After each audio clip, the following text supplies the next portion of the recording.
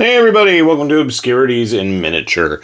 Today I thought I'm going to show off a model that really got my attention and I am anxious to get started on working on it, so what the perfect excuse, right? So, if you've watched me enough, or rambled to me enough, because it's not like you can see me exactly, because I tend not to be on the camera except for my hairy arms pretty much and paint-splattered fingers, but I tend to like models of a certain size, certain girth, and just, bulk. And I recently spotted one from Novac Dawn that was their Grimclaw the Malevolent. And when I saw this, I immediately knew I had to print it. Everything about this model just screamed classy to me. The artwork was very reminiscent of like Danny Cruz's stuff. The style of the model itself gave me very nostalgic thoughts of like early creature caster models when they were purely in resin, not like they've diminished in any shape or quality, but most of everybody these days is 3D printing. So anyway, I saw this model, I'm like, oh, I gotta get this printed. So that's what I did. First things first, we've got a nice large base, and as you can see, it is absolutely festooned with skulls. I tried to clean it up pretty well. Is it perfect? Of course not. You can see some little supports still stuck in there. Weapons, and then we've got two pegs for him to stand on. For whatever reason, it's kind of thin on this side right here. To me, this is more of a base topper than a actual base. It's probably going to be at least 120 millimeter plus. I didn't measure it. That sounds about right, though. Do you need that? Of course not. Building upon that, we've got the legs. And again, I feel very nostalgic and reminiscent of a lot of the Lust models for creature casters stuff. But it isn't exactly apparent, and you can see he's got a tail. A nice variety of textures on the torso. We've got the rough, leathery skin. We've got various scraps of cloth, we've got armor plating, we've got chainmail, we've got little baubles and chains and stuff hanging off of him, scars, more skulls. He sits nicely up on there. Moving on to the top of the torso, you can see he is quite the bestial looking monster, and again we've got skulls everywhere. Now, you can see here we've got the little peg holes. This is a nice little touch. If you want to pin everything in place, that is totally doable with this guy. He's going to have a bunch of different horns on his back there, making him quite the horny model. Anyway, so it's going to sit like that. I'll set it to the side for the moment before we build it. Again, getting a bit of that creature caster vibe with the ornate faces on the gauntlets. They're not the same either, which is kind of a nice touch. Very chaosy as well, with all those skulls and ornate armor. We've got the tail, which obviously is going to attach to the back. It's got these kind of interesting interlocking plates for the armor. And then finally we've got the various horns that are going to be a bit of a challenge, trying to figure out which is which. They've got some nice little carvings in there. And again, more skulls, and more skulls. So I'm guessing based on the shape of each of these is going to be kind of the way to figure out what's what. And again, you've got the nice little pre-designated spots to pin things if you are so inclined and don't just want to glob glue everywhere. This piece right here was probably my biggest worry. It does look like I might have broken something off at some point. I'm going to assume that it probably came off the print bed okay. But considering I've manhandled this and had him all over the place in the house in various locations before I finally sat down to film this, well, it's more than likely my fault that it has broken off there.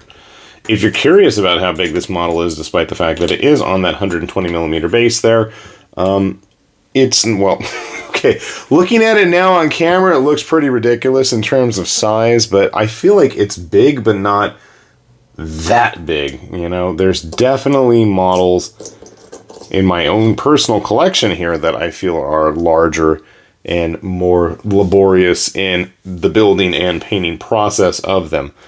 But take of that what you will. I tend to like big models.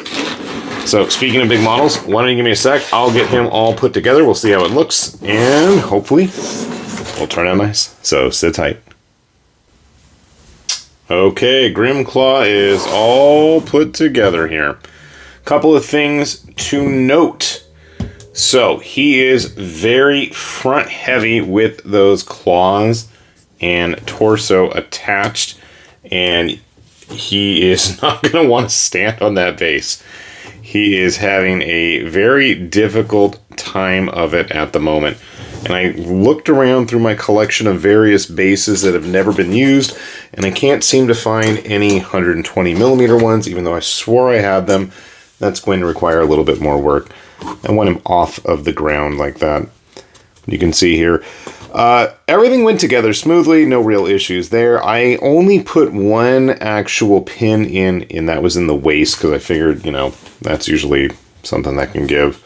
I didn't bother with the horns on the back.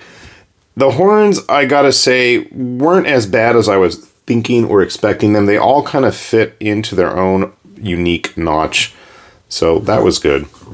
I still would worry about those ropes and strings hanging off there. I wish his tail would help better balance it. I guess if I glue it down like that. But honestly, once the glue's in there, I just got blue tack at the moment. As I was saying, so, you know, with those horns on him, the whole picture, it's a pretty good sized model. Grabbing an actual creature caster figure I have handy. What was it, the Onslaught Demon or something? He was a little bit smaller, kind of their mid-sized big baddie. But you can see here, at least in terms of height, works out pretty well. Let's head out random gross, old school, early Arch Villain Games model here. And obviously, if you wanted to make this bigger or something, you could. Using another very large, hefty one, my Murder Penguin from Arch Villain. You can see here they're both pretty comparable.